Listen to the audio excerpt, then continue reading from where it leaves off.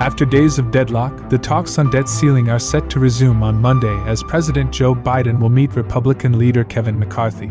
The United States is currently locked in an unprecedented debt ceiling crisis as the Republican majority of House of Representatives and Biden administration have been unable to come to a common group by now. For the first time, the United States faces the serious risk of defaulting on its debt, which experts say would not just adversely affect the U.S. economy, but would also carry significant pains for the world economy. Even if the U.S. debt default is in place for just 1 week, 1.5 million jobs across the country would be lost, according to an estimate by Moody's Analytics, which added that a prolonged default could cost 7.8 million American jobs. Today we explain what's the debt ceiling, understanding the debt ceiling. What is the ongoing debt ceiling crisis? What is the U.S. debt ceiling?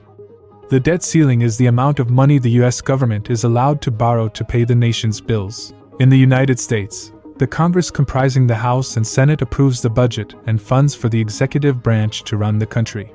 The U.S. government has run a deficit averaging nearly $1 trillion every year since 2001. Meaning it spends that much more money than it receives in taxes and other revenue. To make up the difference, it has to borrow to continue to finance payments that Congress has already authorized. If the debt ceiling is not increased or suspended, the government would not be able to borrow and pay its outstanding dues.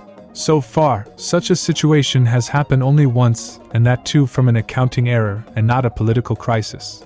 The U.S. has defaulted on its debt just once before, in 1979. A technical bookkeeping glitch resulted in delayed bond payments, an error that was quickly rectified and only affected a small number of investors. U.S. Secretary of Treasury Janet Yellen has said the United States could default in early June if the debt ceiling is not extended.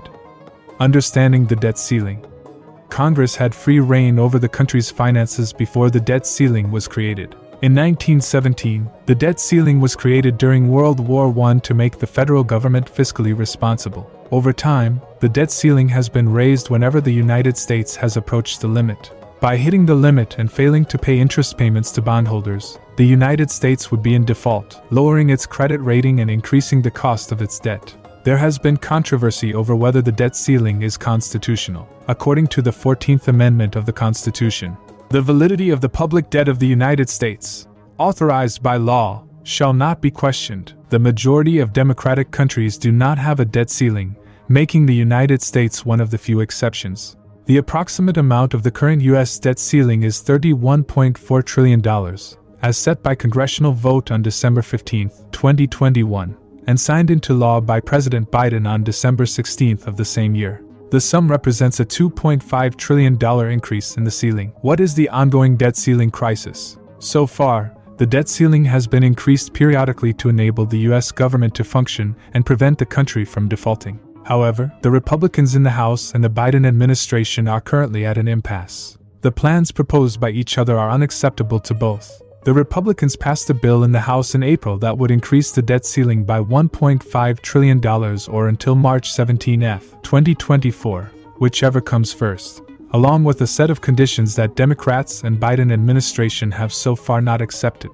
While the Republicans argue that measures proposed by them are required for fiscal health of the United States, the Democrats say the Republicans are cutting much-needed welfare measures. Yahoo Finance reports, these measures, Republicans say, would impose fiscal discipline on Washington that has been lacking in recent years. Meanwhile, critics say the plan would disproportionately place the responsibility for lowering the deficit on social programs, while skirting major cuts to politically popular programs like the Pentagon and Veterans Services that McCarthy has said will largely be spared. The bill passed by Republicans includes more working hours if you get welfare checks, opening up of more areas for fossil fuel production, and undoing green energy tax credits, among other measures, reports Yahoo Finance. Biden earlier expressed confidence that the United States would not default on its debt, and the negotiations are about the nature of budget, and not about the fundamental question of default. However, the positions have since hardened. Biden on Sunday said that Republicans must move off their extreme positions, and that there would be no agreement to their terms. He said,